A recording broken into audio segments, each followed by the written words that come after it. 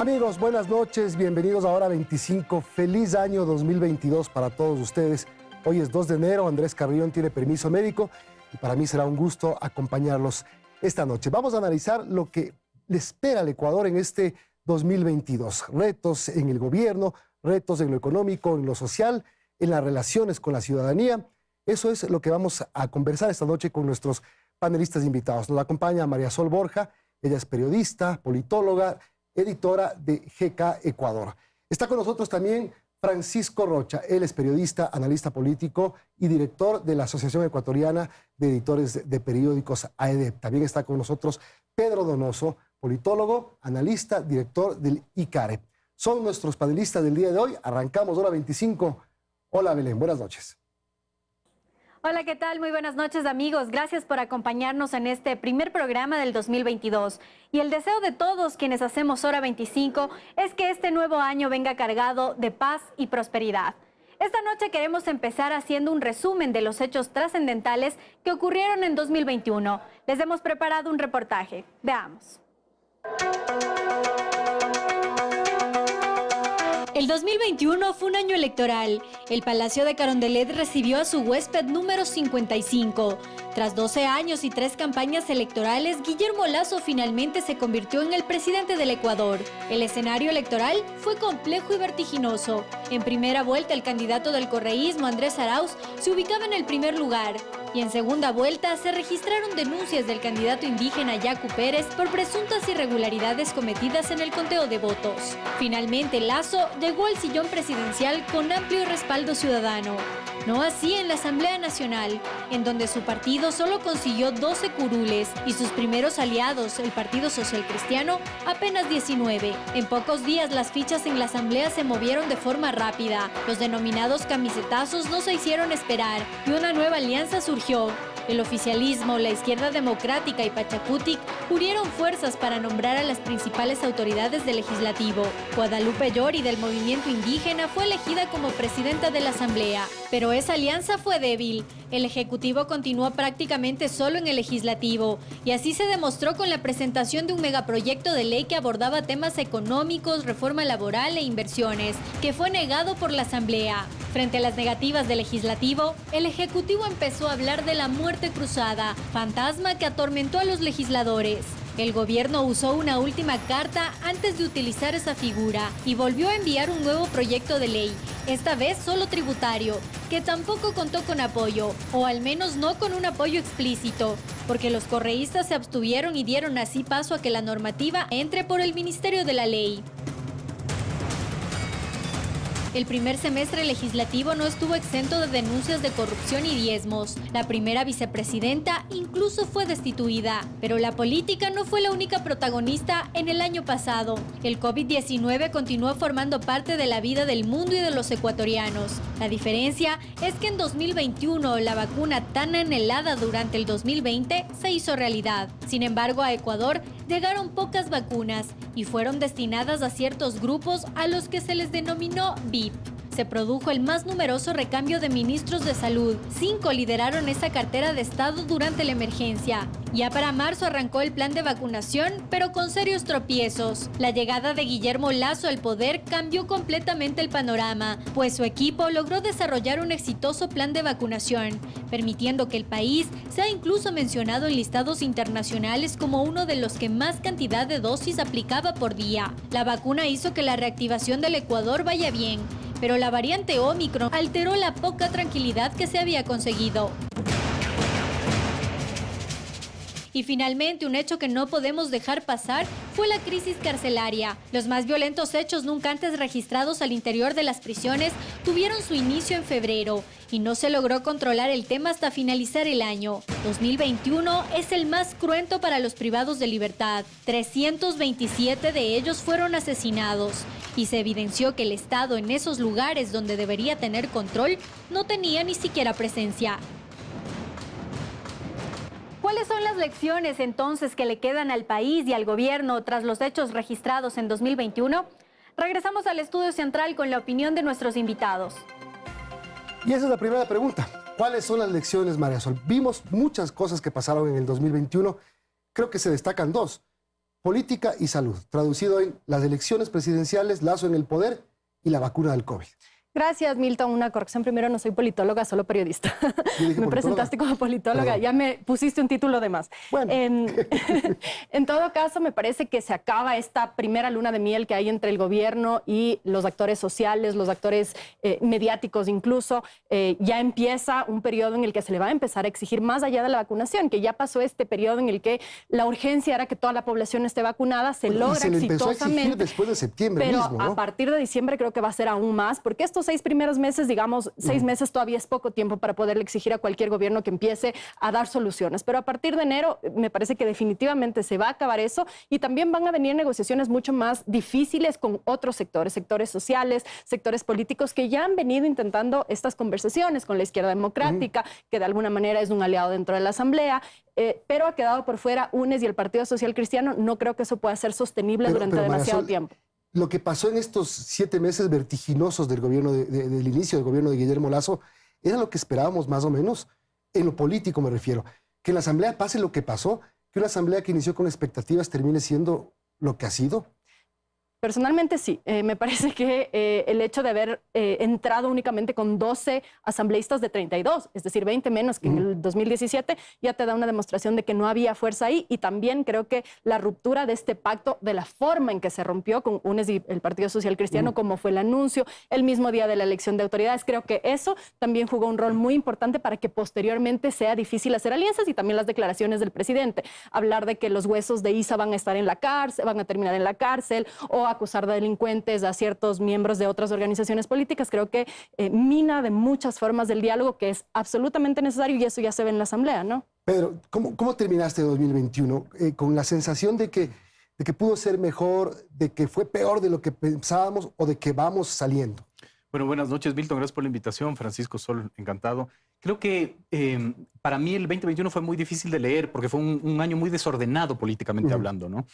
Y sobre todo porque hubo muchos cambios, sobre todo en el estado de ánimo. Yo creo que el estado de ánimo siempre para mí es el termómetro para analizar las tensiones políticas y sociales. Es decir, tuvimos un primer semestre, yo dividiría el año en 3, ¿no es cierto? El primer semestre del morenato, ¿no es cierto? En donde las cifras de pesimismo escalaron a un nivel brutal. 9 de cada 10, decía hace datos de abril, estaba pesimista del presente. Llega Guillermo Lasso y logra inyectar, no sé si como una estrategia consciente o inconsciente, una inyección muy interesante de optimismo. Ese pesimismo baja 40 puntos de acuerdo a los mismos datos, a agosto, ¿no es cierto?, del 2021. Sin embargo, digamos, en el otro trimestre del gobierno de Lasso empieza a subir nuevamente esas cifras de pesimismo, y a eso hay que sumar una cosa, que es la desconfianza institucional. Para mí esos son 2 factores, digamos, que nos tienen que servir para analizar lo que fue el 2021, ¿no? Un año muy complejo dentro de la tensión social y política que se traduce finalmente a lo que vemos, ¿no? Desorden en la Asamblea, tensión ejecutivo-legislativo, tensión con los movimientos sociales, etc. ¿Pero terminaste con optimismo o pensando que este año va a ser muy difícil y con pocas posibilidades de salir? Yo creo que, digamos, voy a citar estas cifras de pesimismo que nuevamente entran a la palestra, ¿no es cierto? Perfiles de opinión hablan que ahora 75%, digamos, de los ecuatorianos se sienten pesimistas del presente. Y eso te marca muchísimo porque el optimismo o el pesimismo es la cancha donde se va a jugar la política en enero, en febrero del 2022, ¿no? Entonces creo que ese es, digamos, un análisis muy interesante. Pero claro, en 2020 terminábamos con mucho pesimismo por el tema político, con pesimismo porque la vacuna todavía no salía, empezó a salir a mediados de diciembre en Inglaterra, hasta que llegue decíamos cuándo llegará, cuándo nos tocará. O sea, no creo que sea el mismo fin de año que el que tuvimos el 2020 que el que tuvimos el 2021. Evidentemente no, y las cifras tampoco lo dicen, ¿no es cierto? Ahí el tema es que hay esta nueva ecuación, que es la desconfianza institucional. No, ahí me quiero solo detener, por ejemplo, perfiles de opinión en esta misma encuesta, habla que la confianza institucional, por ejemplo, en una institución que siempre ha tenido altos niveles de confianza, Fuerzas Armadas, ¿no? Ha caído casi 10 a 20 puntos finalmente, ¿no? Producto puede ser de la crisis carcelaria. ¿Por qué es esto tan importante en el análisis? Porque si sumamos pesimismo más desconfianza en la institución pública, más desconfianza interpersonal. Es un análisis que hizo el académico Basabe, digamos, muy interesante. Creo que es una ecuación peligrosa para poder proyectar lo que nos espera en el 2022. Francisco, ¿tú cómo terminaste el 2021 pensando qué va a pasar en este año? Milton, María Sol, Pedro, buenas noches y buenas noches a la ciudadanía. Creo que el país no ha cambiado mucho. Si bien el 21 hemos enfrentado mejor de lo que dicen las cifras. ¿Enfrentado qué, pero? Enfrentado ¿Todo? el tema político, hemos enfrentado el tema de salud, que tiene que ver con la economía, hemos enfrentado lo económico, y no hay que olvidar que un tema que sorprendió, $25 de subir al salario mínimo vital, como una especie de la esperanza de que en los 4 años se llega a los 500 ¿Por que qué ofreció el sorprendió? presidente. Porque somos tan pesimistas que estamos acostumbrados a que los presidentes no nos cumplan No nos lo que nos ofrecen. Claro. Porque, claro, los empresarios están muy molestos. Sí, sí. Yo siempre les decía, pero El ustedes le presidente apoyaron, era- ¿qué esperaban? ¿Que no cumpla? Claro. No, es que lo normal en el país ha sido que la institucionalidad no funcione, que no se cumplan las promesas, y se cumplió la... Por eso es que hay una especie de sorpresa y también de inseguridad. O sea, esto está demasiado bien como para que nos cuenten. Creo que no hemos sido capaces de reconocer eso, de que el país comienza a reactivarse, de que se cumple el tema de la vacunación. Tengo la impresión de que para este año 2022 el gobierno debería plantearnos la tercera dosis como la planteó la primera y la segunda, como un plan nacional que nos invite a tener un objetivo. Hasta mayo, que ya cumple el primer año el presidente.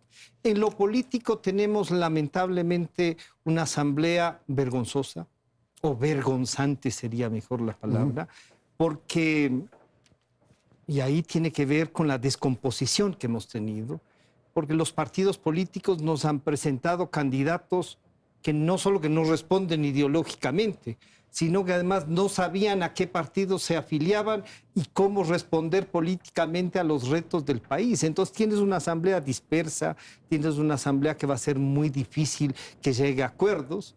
Creo que el presidente, por ejemplo, una de las cosas que también hizo bien es el no cumplir esta posibilidad de acuerdo con UNES, los social cristianos y él para llevar a la presidencia a un social cristiano.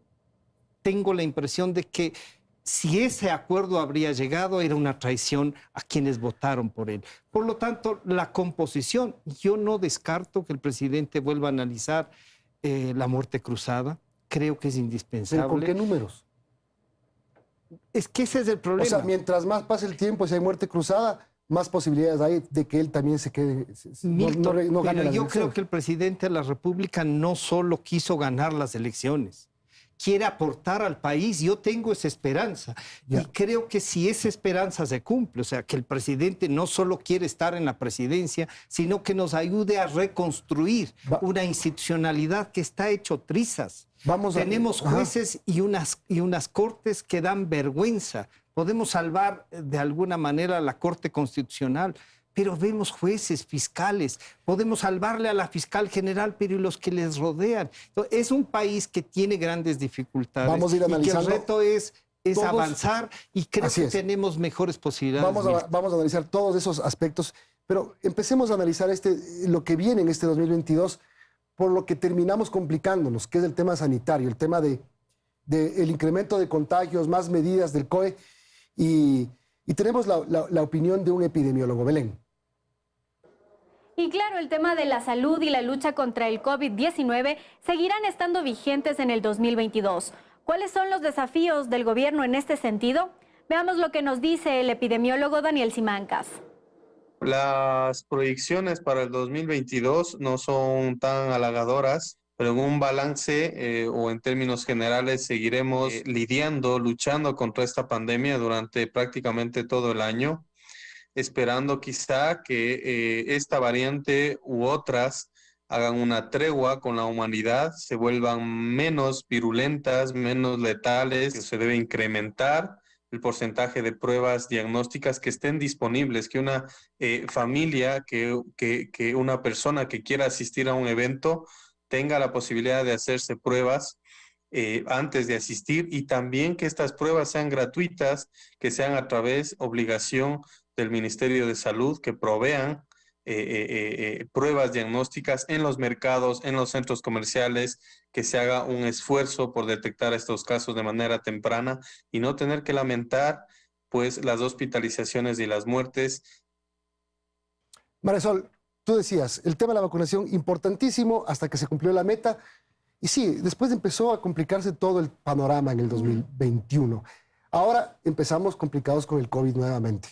¿Qué piensas que debe pasar? Creo que se está desatendiendo el fortalecimiento del sistema de salud per se, más allá de las vacunas. Porque medicinas, insumos. Exactamente, etcétera. hemos visto las denuncias de varios médicos de que no hay insumos insuficientes, no había hilo, no hay paracetamol en varios hospitales públicos, y también ha habido despidos de médicos, es decir, incluso a pesar de que se los nombró los héroes, es decir, se les ha hecho reconocimientos públicos, en la práctica ha habido despidos de médicos en distintas instituciones. Y creo que perder de vista esta necesidad de fortalecer el sistema de salud pública va a ser riesgosísimo, no solo en COVID, y el COVID nos ha enseñado eso, o debería habernos enseñado eso, como ciudadanos a exigir que el sistema esté robusto y fortalecido, y también como gobierno a saber que hay que trabajar mucho en prevención. Varios de los científicos han dicho que no hay seguimiento, no solamente se trata de poder ahora vacunar a la gente, mucha gente no se vacuna, sino también de poder hacer estos cercos epidemiológicos, etcétera, y para eso se necesita, exactamente, para eso se necesita un sistema robusto. Pedro, al final del 2021 la OMS, la Organización Mundial de la Salud, decía: va a haber un tsunami de contagios en el mundo que va a colapsar los sistemas sanitarios. ¿Por qué hemos de estar exentos? Ahí se va a poner a prueba lo que dice María Sol. ¿Qué sistema sanitario nos ha dejado la experiencia de la pandemia? Más allá de vacunar, sí. Entonces, puede ser un problema complicado que los hospitales empiecen a saturarse y la gente empiece a tener problemas. Sin duda. Yo quiero ser el aburrido del panel. Yo quiero hablar, digamos, del concepto. El aburrido soy yo. Ah, bueno. No me quites el puesto. No, por favor. Yo quiero hablar del concepto y quiero hablar, digamos, de la causa aglutinante. Es decir, digamos, si bien la pandemia genera un reto muy importante para el gobierno que lo debe enfrentar con un sistema de salud bastante debilitado, creo que sí le puede dar la oportunidad al gobierno otra vez parecer esta causa aglutinante, un poco lo que decía Francisco, ¿no? Omicron le puede hacer que el gobierno vuelva a la cancha en donde se desarrolló tan bien, ¿no es cierto?, entre mayo a septiembre, que fue el gobierno de la política de la gestión eficiente, ¿no? Pero eso fue vacunas, otra cosa es sistema hospitalario. Yo quiero recalcar un tema que a mí me parece que es fundamental, que habla de la pandemia, ¿no es cierto? Aquí el Ecuador, con la obligatoriedad de la vacuna, empieza a generar un debate que nadie está encauzando, que es un debate muy importante, conceptual, de cuál es el mundo que nosotros queremos vivir post-COVID. O sea, no es un tema solo de obligarnos a vacunar o no, sino es qué prevalece, la libertad individual frente a la libertad colectiva. Es decir, es la propuesta de un nuevo pacto social y nadie lo está encauzando, ¿no? Esa es la política verdadera, finalmente, ¿no? Y creo que, digamos, se pierde el espectro del debate político en eso, en el número de contagiados, etcétera. Pero creo que la apuesta finalmente que hace ahorita la sociedad es una apuesta muy interesante, yo creo que por efecto rebote, y el gobierno falla en no poder encauzar ese debate. No sé si el gobierno, pero la élite en general, académica, cultural, política, sindical, lo que sea, de izquierda, de derecha, no logra subirse en ese debate, ¿no? Y creo que es muy importante hacerlo. Francisco, el tema de la pandemia, que este 2022 se logre controlar y que las vacunas, como tú decías, la tercera dosis que sea un objetivo además.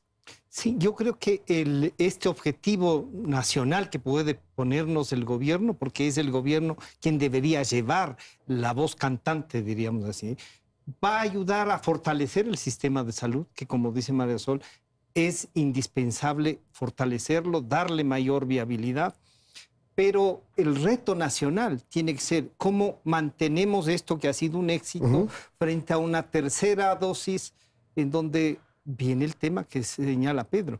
Aquí es obligatorio estar vacunado para muchas cosas.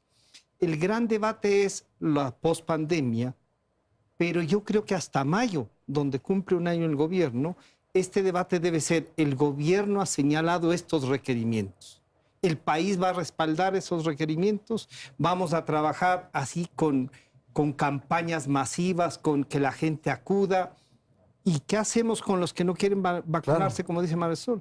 Bueno, su libertad está en no vacunarse, pero el resto de los ciudadanos vacunados debemos tener también unas libertades que nos permitan ejercer este derecho. O sea, va a haber limitaciones. Siempre la limitación de libertades trae consigo dificultades. Polémicas, ¿no? Y trae un montón de cosas, pero lo importante tiene que ser la mayoría. Y eso tiene que marcar la cancha el gobierno nacional. Tiene que llevarnos a ese debate. Y a un debate, esa es la política. Así es. No las estadísticas. Vamos a hacer la primera pausa. Regresamos para hablar de economía, el tema de las relaciones sociales del gobierno y también la política. Volvemos de Hora 25.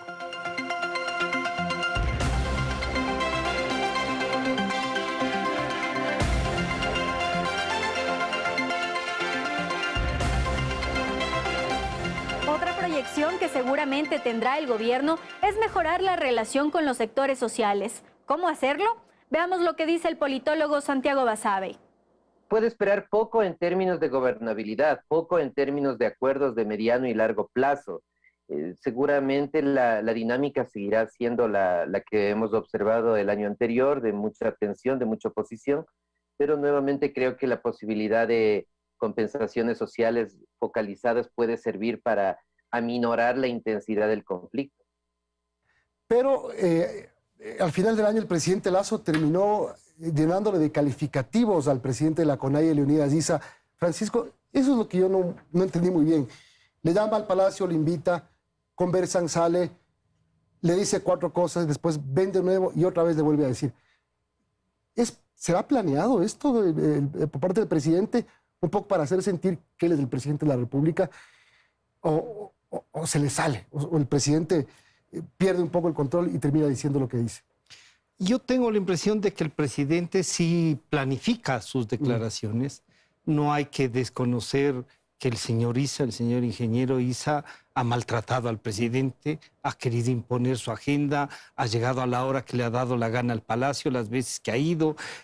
O sea, esa es una relación difícil porque el señor ingeniero Issa representa la parte más correísta de la CONAIE y ahí hay una dificultad. El mayor problema es que la CONAIE como tal ya no es el grupo consolidado y fuerte que era.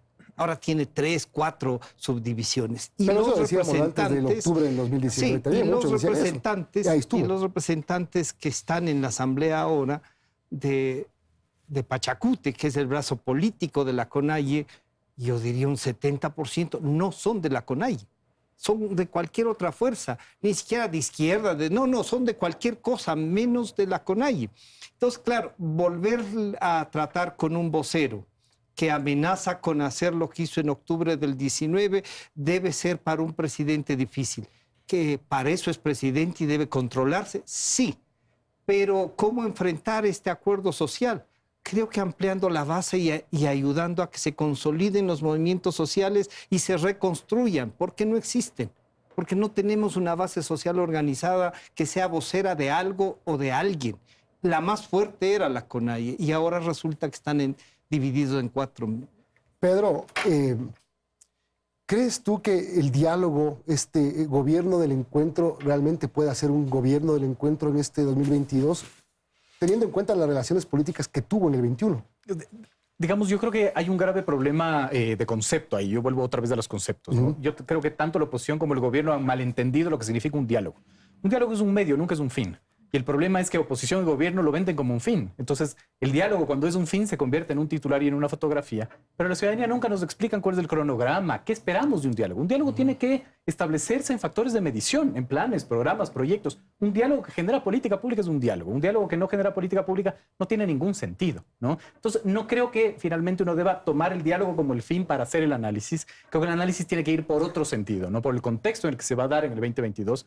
El 2022, digamos, es un año en el que se va a jugar en un terreno muy complejo en la política. Y planteo 2 elementos del por qué. Primero, porque es un año preelectoral, ¿no? Vamos a, digamos, a acudir a votaciones de febrero del 23. O sea, de 3 solo uno no es... De 3 años solo un año no es preelectoral en este país. Exactamente, ¿no? Es decir, en este 22 se va a cocinar todo lo que tiene que ver con la campaña y precampaña para llegar, ¿no es cierto?, a un 2023. Y el segundo punto es que este va a ser un año de transiciones en las autoridades de control. No nos olvidemos que hay que elegir contralor, ¿no es cierto?, defensor del pueblo y toda la andanada de autoridades que la Asamblea está destituyendo con juicios políticos. Eso te lleva también a que la disputa política, también la disputa social, se dé en esos aspectos, ¿no? Y yo creo que ahí va a marcarse mucho la tensión ejecutiva, movimientos sociales incluso también, ¿no? Y ese es un tema bien importante, Marisol, el tema de que tenemos que tener contralor nuevo este año, tenemos que nombrar lo que falta en la Corte Nacional de Justicia, varias cosas importantes, y ahí los grupos políticos van tras de esos puestos. Sí, esta presión de la política siempre está ahí. Yo creo, con respecto a lo que decía Francisco, de que el presidente mide sus declaraciones, yo tengo la sensación de que no necesariamente, de que más bien falta medir estas declaraciones, porque a veces son contradictorias las cosas que dice con las cosas que hace, ¿no? Lanzan un día... ¿Tú crees que sí son exabruptos? A mí me parece que sí, a mí me parece que a rato se le va de las manos, porque más allá de que el señor Issa o cualquier otro actor político pueda tener exabruptos con el presidente, yo creo que un estadista tiene que aprender a manejar eso, ¿no? No es de quién es el más bacán aquí, quién es el que insulta más, el que grita más, y creo que eso se convierte en un distractor de cosas que sí son importantes. Y yo hablaba un poco de estas contradicciones con el presidente, porque el Día de la No Violencia contra la Mujer lanzan este proyecto, anuncian el presupuesto para el próximo año, y en ese mismo evento la esposa del presidente, que empieza a actuar ya como una figura desde el Palacio de Carondelet, digamos, no fue unas declaraciones al aire, sino sentada allí Claro. con el presidente, habla sobre culpabilizar a las mujeres, es decir, no entiende para nada en un país en donde se asesinan cada 42 horas una mujer por su condición de mujer, y termina siendo contradictorio con la secretaria de Derechos Humanos, que sentada ahí está anunciando más presupuesto para erradicar la violencia, y por otro lado tienes a la esposa del presidente diciendo que aguanten no más, que hay que saber discutir, es decir, quiebra totalmente el discurso. Entonces tú dices, o no hay asesoría, o no le interesa, o son temas que ella quiere posicionar de una forma distinta a la que quiere posicionar el gobierno. Y ahí es cuando yo me preocupo, porque si es que tú como Estado, como gobierno, quieres discutir sobre ciertos temas, todos quienes son parte de ese Estado, incluida la primera dama, que ella como rol no tiene, digamos, una función como funcionaria pública, pero si se sienta a hablar de estos temas, creo yo que tiene que haber por lo menos una mínima capacitación para que vaya alineada con los conceptos que el propio gobierno está intentando posicionar. Pero sí, eso es un tema bien importante, el tema de la comunicación que maneja el gobierno. Es decir, afinar esas Es cosas. lo más deplorable. Sí, pueden interrumpirse cuando quieran. Sí. No, si vamos con lo de la comunicación, ha sido lo más deplorable. O sea, Y el lo que dice nombramiento del María vocero Sol, del gobierno como para eso decir, le comienza a dar otro desactiva sentido. un poco O sea, al presidente que hablaba por todo y salía por sí. todo. O sea, Marisol tiene la percepción de periodista, dice, bueno, el presidente se le van. Yo quería decir, yo espero que no, pero sí, o sea, si uno ve, dice sí. La pregunta es qué es peor, si es que es calificado o si es que se le va, o que es mejor. Sí. Pero es carente de estrategia, que Sí, es peor. exacto. Es decir, yo no me voy a calificar el tema Exacto. moral de si un presidente tiene que insultar o no. No. Pero estratégicamente es un error. Estratégicamente no tiene. Porque no tiene estrategia. y yo siempre he sido muy crítico en el momento en que critican la comunicación del gobierno. Yo creo que no es un tema de comunicación y lo voy a explicar por qué. A ver. Porque, digamos, el comunicador, ¿no es cierto? Ustedes lo saben mejor que yo, ¿no es cierto? Es como un carpintero. Va a hacer una mesa dependiendo de la madera que le traigas. Si el gobierno no tiene estrategia política, si no entiende el país que gobierna, si no tiene cifras para entender el país que gobierna, no tenemos un censo poblacional. Eso es importantísimo. ¿Cómo puedes tú crear conceptos? Entonces nace el concepto particular. La política es, yo siempre lo digo, es como un baile, ¿no es cierto? El protagonista escoge su antagonista, ¿no? El peor error que puede cometer Lasso es construir como antagonista a la Conalle o a Leonidas Issa, cuando su antagonista natural era el correísmo. Es que eso es lo que termina preguntándose mucha gente. ¿Para qué le da tanta importancia a la que a lo mejor no tiene o sí tiene? Lo tiene, pero no lo debería tener, digamos, o por lo menos yo, presidente, no lo debería en el generar. panorama ¿no? del Perdón. presidente. O sea, ¿se está buscando al presidente Sí. un contendor? Sí, pero en el imaginario, desde mi punto de vista, equivocado. Y creo que ahí tiene razón lo que dice Pedro, en el sentido de que la comunicación no te alcanza si es que no hay estrategia, si es que no hay condumio por Claro, dentro. claro. Entonces, por más que pongas 10,000 estrategas o expertos en comunicación, si es que en el fondo no hay que tratar pues, o que trabajar, y también creo que tiene que ver con los equipos, la diversidad en los equipos. Uno de los cuestionamientos que se le hacía al presidente cuando anunciaba su equipo es que no había diversidad. La única mujer negra que estaba ahí, May Montaño, salió a los 10 minutos de gobierno y se reemplazan por hombres similares al propio presidente. Y no es un concepto mío. Se ha comprobado que la diversidad ayuda a que los equipos puedan tener unas miradas distintas sobre lo que pasa en el país. Entonces, si todos somos iguales aquí, todos pensamos exactamente lo mismo, ¿cómo vamos a entender otras realidades si además no tenemos datos para poder entenderlas? Termina siendo una burbuja bien peligrosa porque no se está dando cuenta lo que pasa en la periferia de esa burbuja. ¿Ibas a decir algo, Francisco? Sí, no, decía, puedes tener un vocero que salve que el presidente no hable de todos, pero ya es un momento de que el gobierno tenga ministros que respondan al plan de gobierno. O sea, necesitamos saber quiénes nomás han sido ministros. Tenemos 3 o 4 que están... Los otros están escondidos y así no se hace gobierno. Pero, Tienen que salir a explicar lo que están haciendo en virtud de qué, de lo que dice Marisol o Pedro, de un plan de gobierno. Ese plan se está ejecutando en cada uno de los ministerios. Esperemos que sí. Yo espero que vayamos conociendo a más ministros y que estos ministros estén haciendo ¿Conociendo a algo. los que no se los conoce o a nuevos ministros? No, no se los conoce. Y a lo mejor en algunos casos, Milton, haría bien el presidente en nombrar nuevos. Porque los que ha nombrado o están de faroleros o están por ser ministros, pero ni siquiera tiene acceso a la prensa para discutir con Lo ellos. que decía Pedro, el tema comunicación versus de la estrategia política.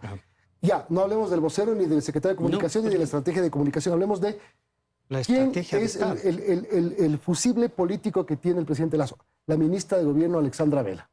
La ministra de Gobierno, que tiene grandes dificultades solamente con el tema de las cárceles, pero además grandes dificultades para poder relacionarse con la Asamblea y con los otros actores sociales. Ella necesita un equipo más grande. Es verdad que está ahí Juan Manuel Fuertes, que le da más sentido político que la propia ministra, pero sí, yo tengo la impresión de que necesita una estrategia de Estado, de gobierno como tal, para poder relanzar el 2022 como un año en donde se ejecute el plan de gobierno. Te vuelvo contigo, Marisol, por el tema de lo que tiene que pasar este año. Nombramiento de autoridades, de Contraloría sobre todo, y el tema de la estabilidad política. ¿Tenemos la astucia política suficiente en el gobierno como para enfrentar estos temas? A mí me preocupa que no, porque tengo la sensación, y esto con respecto a lo que decía Pedro, de que no hay estrategia política. Y si no hay estrategia política, no hay entendimiento del país que se está gobernando. Y mira, lo que ha pasado con los policías últimamente, este último comunicado a propósito de la detención del señor Izquierdo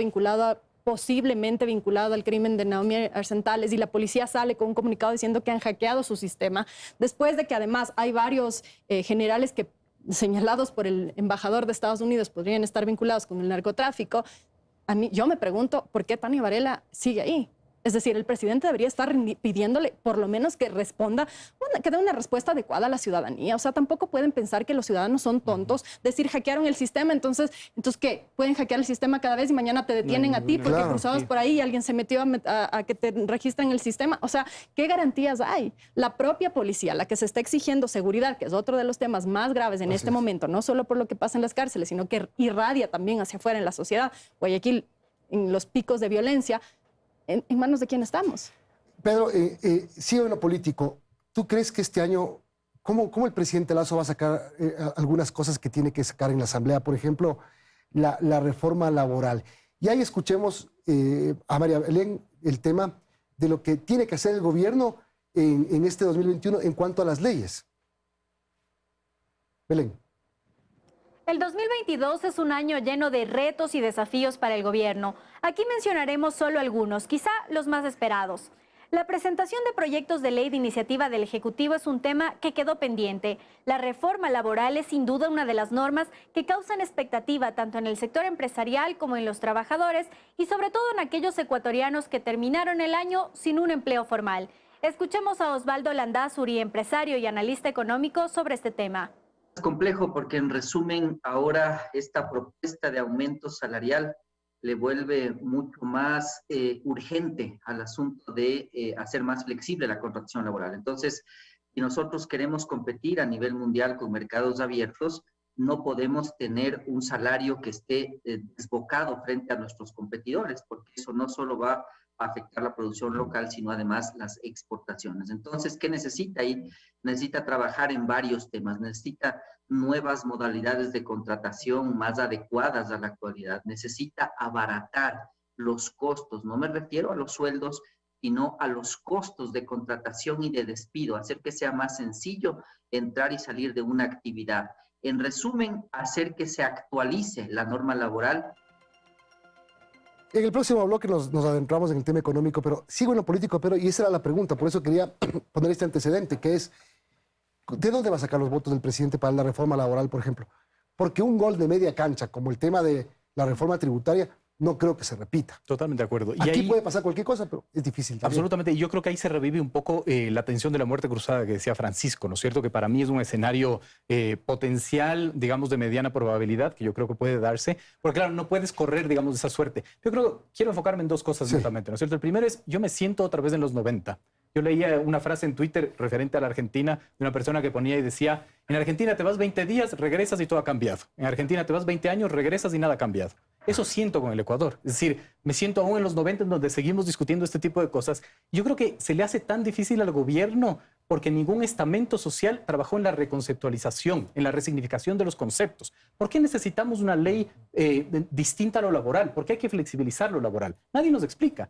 Por lo tanto, digamos, ahí ganan digamos, las estaciones o las identidades anteriores y la discusión se sigue manteniendo como la discusión se mantenía en los 90, ¿no? Es decir, ni las cámaras, ni los gremios, ni el mismo gobierno que tuvo 10 años para trabajar en lo conceptual nos ha explicado por qué hay que flexibilizar las relaciones laborales. Entonces, si bien entiendo, la discusión es política y de votos, pero también la discusión es conceptual.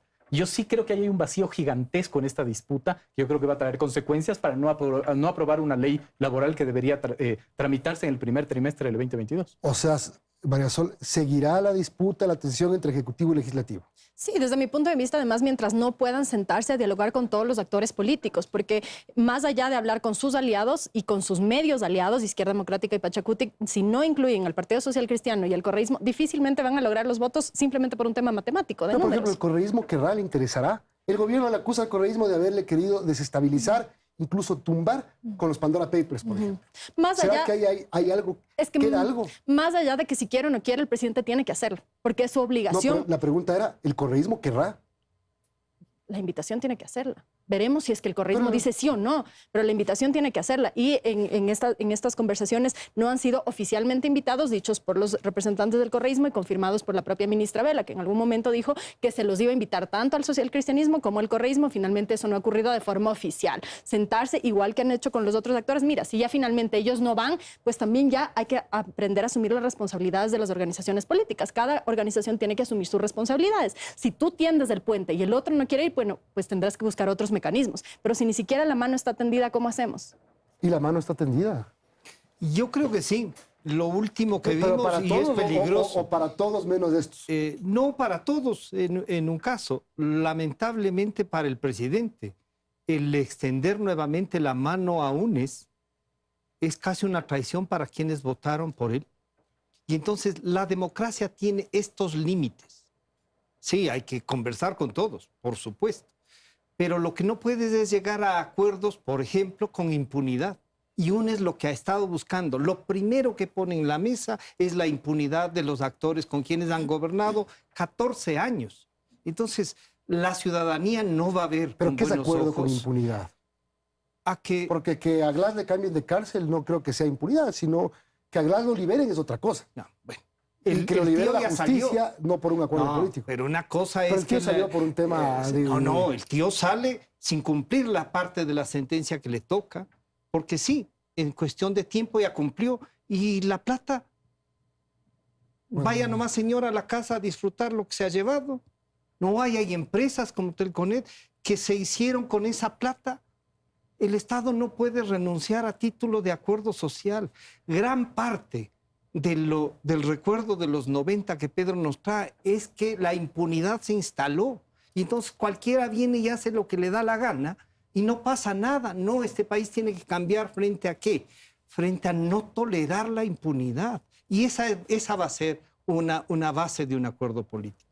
Si los otros actores están de acuerdo con mantener la impunidad, con que la seguridad social de la policía se tape lo que ha pasado, con que no podamos enfrentar la seguridad social. Amnistías es otro tema. Amnistías que están que tiene ahí que ver con la pendientes. justicia. Entonces uno dice, a ver, un juez puede resolver, sí, pero el procurador va a permitir, el ministro de gobierno o la ministra de gobierno van a permitir sin accionar frente a la impunidad. No, si es que el acuerdo político pasa por la impunidad, personalmente diría yo, oigan, discúlpenme, no hagan un acuerdo político, vaya la muerte cruzada. El país tiene que comenzar a resolver los problemas, no en la mesa, sino lo más profundo, lo que necesitamos fortalecer. Pedro decía la institucionalidad. Bueno, hagamos un acuerdo social. ¿Sirve esta Constitución para ese acuerdo social? ¿O toda esta legislación que armaron en 14 años lo que ha servido es para cubrirles las espaldas de lo que hicieron en 14 años? Tenemos 30 segundos para cada uno. ¿Tú crees, Pedro, que tenemos un año en el que la estabilidad democrática estaría amenazada? Yo creo que en el Ecuador siempre está amenazada la estabilidad democrática y depende mucho de cómo nosotros vamos generando el debate, ¿no? Yo ahí voy a discrepar totalmente de lo que dice Francisco, ¿no es cierto? Con mucho respeto, obviamente. Claro, el diálogo se debe dar finalmente con las fuerzas políticas. Claro. Y UNES es una fuerza política, nos guste o no nos guste. Y tiene 46 legisladores que hay que, digamos, respetarlos como fuerza política, ¿no es cierto? Y hay que reconocerlos, ¿no? Entonces me parece absolutamente adecuado que haya un diálogo, ¿no es cierto? Pero un diálogo como con todos, que llegue a puntos de encuentro y que se puedan medir. ¿Cuál es la política pública que va a emerger de ese diálogo? María Sol. Y que sea transparente. Me parece que eso es fundamental, porque no se trata de hablar si impunidad sí o impunidad no. No creo que eso ni siquiera debe ser negociable. Claro. Es sentarte a decir, estos son Porque los si acuerdos. respetas la independencia, eso No tiene nada que ver con el presidente. Claro, vaya a la Corte Nacional. Sí, no tiene nada que ver con el presidente. Incluso entiendo, yo no soy abogada, pero entiendo que amnistías no se puede cuando son politólogo delitos sí. contra la administración pública. Tampoco se pueden dar amnistías, entiendo, en esos casos. Entonces tampoco entrarían, por ejemplo, en el caso del señor Glass.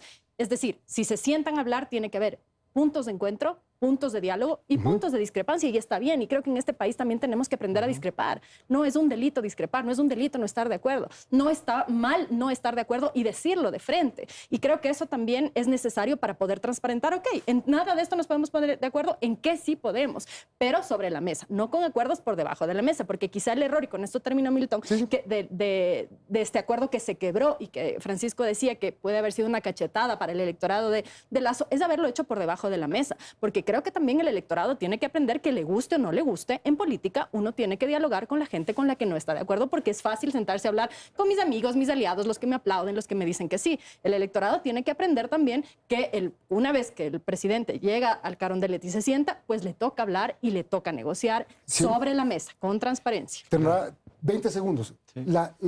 Lasso tendrá que sobrevivir a un maremoto político. Sí. No solo que va a tener que sobrevivir, va a tener que aprender a vivir con esta mochila pesada. La democracia es más difícil, Milton, porque tiene que ver con lo que acaba de decir Marisol. Hay que conversar con todos, hay que tolerar a todos, respetar a todos, pero ver el bien común sobre todo. Entonces, sí, hay diálogo, sí. Lo que no se puede hacer es acuerdos para lo otro. Y en un país como el nuestro, que a Pedro le recuerda a los 90, sí, no hemos salido desde ahí. Y los últimos 14 años empeoraron las circunstancias. Lo poco que habíamos ganado lo destrozaron. Entonces, el presidente va a tener que cargar esta mochila, no le va a ser fácil, y por eso yo estoy convencido de que debe ir a la muerte cruzada. ¿También? ¿En serio? Sí. Bueno, vamos a la pausa, amigos, y volvemos con el tema económico para cerrar el programa.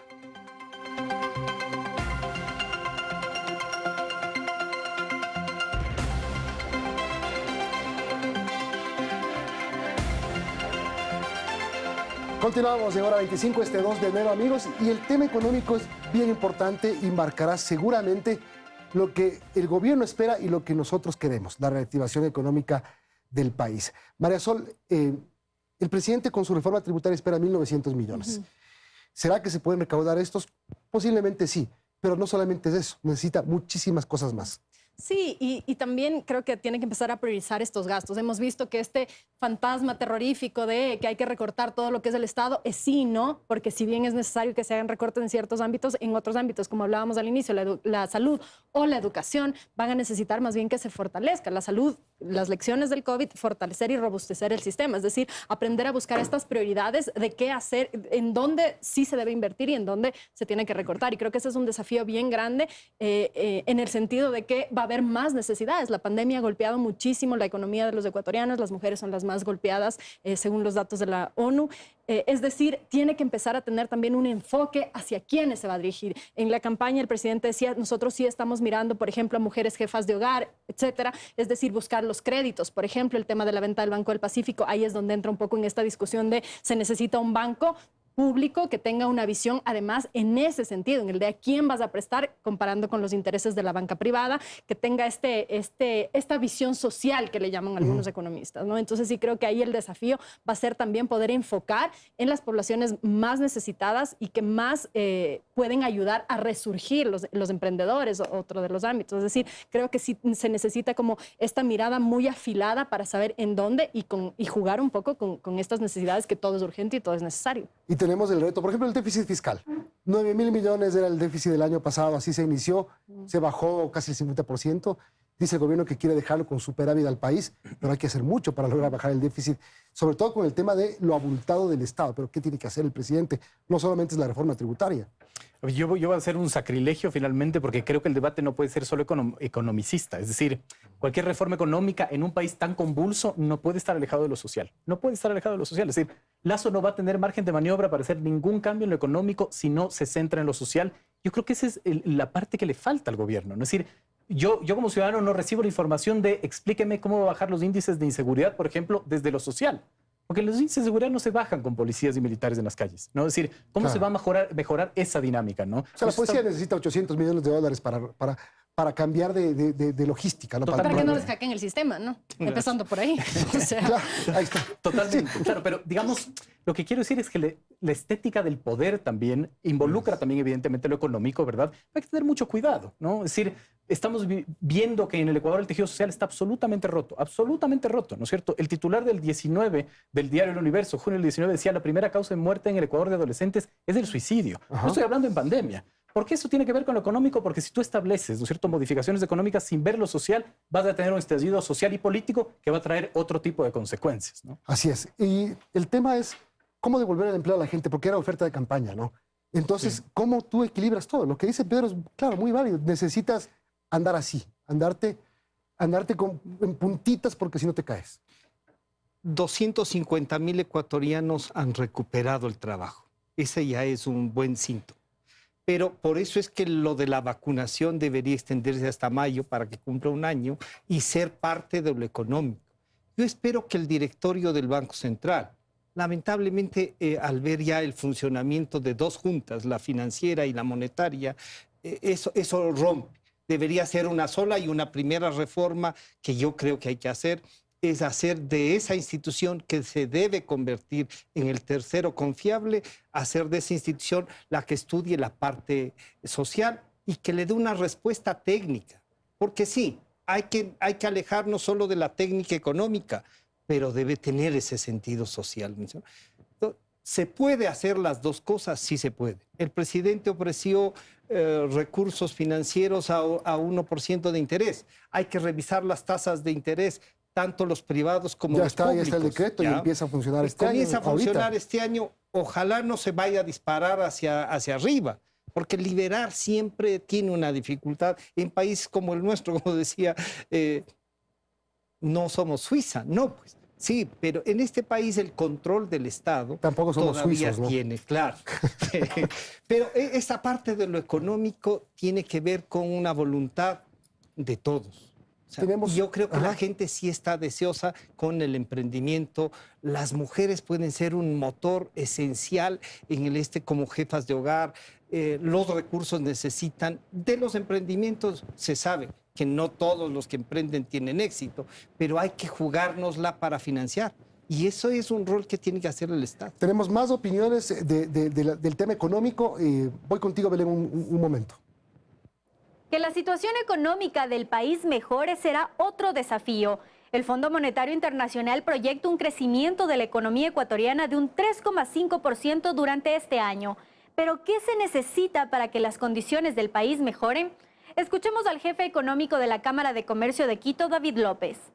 En el 2021, las empresas y los ciudadanos hicieron un esfuerzo importante para poder cumplir con las expectativas que tuvo la reforma tributaria que pasó. En el 2022, la corresponsabilidad está más del lado del gobierno para que pueda generar condiciones y mecanismos que puedan ayudar a generar mejores estímulos hacia la producción y la generación del empleo. Bien, así es como esperamos al país y lo que se tendría que hacer este año 2022. Vamos a ir terminando y yo le quiero pedir a cada uno de los invitados de esta noche que me digan qué es lo que esperan en este 2022. Francisco, ¿qué tú esperas que pase en este 2022? Que las instituciones se consoliden, que los ecuatorianos apostemos porque sí somos capaces de cambiar, que el gobierno genere las condiciones para estos cambios y que la política sea entendida como servicio a la ciudadanía, no como servicio individual para salir de la pobreza, sino que tenga esa visión una visión del Ecuador para todos. Pedro. Digamos, yo creo que es importante encauzar este debate que les decía, ¿no es cierto? Ponernos a pensar qué sociedad queremos post-COVID, es decir, cuando ya nos saquemos las mascarillas, ¿verdad? Este gran debate que tenemos que tener, si el bien individual por sobre el colectivo o el colectivo sobre el individual, ¿qué es lo que queremos hacer? Y creo que, digamos, las élites en este país, entendidas como grupos de poder, ¿no es cierto? Los que sean, académicas, culturales, etcétera, que ayuden a la sociedad a encauzar ese debate y con ello poder, digamos, tener más claridad en cuál es el Ecuador que queremos. María Sol.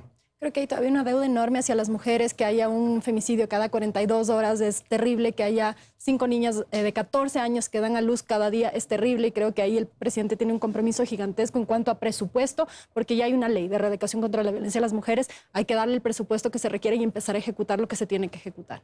Tiene un compromiso, es un tema importantísimo, tiene un compromiso el presidente, su gobierno, nosotros como ciudadanos, nosotros como hombres, nosotros como sociedad en general. Yo también espero un 2022 lleno de buenas cosas, lleno de salud, sobre todo, que Andrés se recupere pronto para que esté el próximo domingo y no tenga que reemplazarlo. Espero que el país vaya mejor por el bien de todos nosotros los ecuatorianos. Cuídense mucho, feliz año y gracias a mis invitados. Buenas noches.